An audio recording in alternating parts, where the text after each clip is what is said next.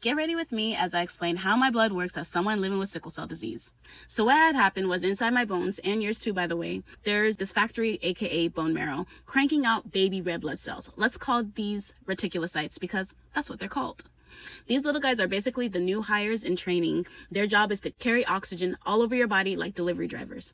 So after a couple of days, they turn into adult red blood cells and they're finally at full capacity. At this point, they're picking up oxygen from my lungs, they're dropping it off in different parts of my body like my eyes, my feet, liver, everywhere, you name it. When they're in my lungs, they're all round and squishy, pretty much filling themselves because they got oxygen. They're behaving the way that they're supposed to.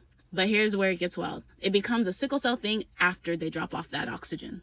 So they drop off the oxygen and all hell breaks loose and they don't know how to act anymore. They're over here shape-shifting, turning into crescents and other shapes they're not supposed to be. They become stiff and fragile and they pretty much become sickled. It's not cute because they're supposed to stay round and bouncy, but instead they sickled. Because of their new shape and consistency, they get stuck in blood vessels and block other blood cells from delivering oxygen, which causes a lot of health problems, but that's tea for another time. Now stay with me. Remember as a kid how we used to blow up a balloon, then let the air out, then blow it up again, and let the air out all over and over again? Do you remember how over time the texture of that balloon changed and went from being strong and smooth to weak, thin, and crinkly? That's pretty much what happens to a red blood cell in somebody with sickle cell disease. So to recap, red blood cells are traveling up to my lungs to grab that oxygen, filling themselves, drop it off, shapeshift, and every time this happens, the walls of the red blood cells get weaker.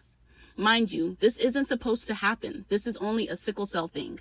To make things worse, each one of those cells contains something called heme. Hold on, let's pause for a face reveal. Which is kind of like a battery for a red blood cell.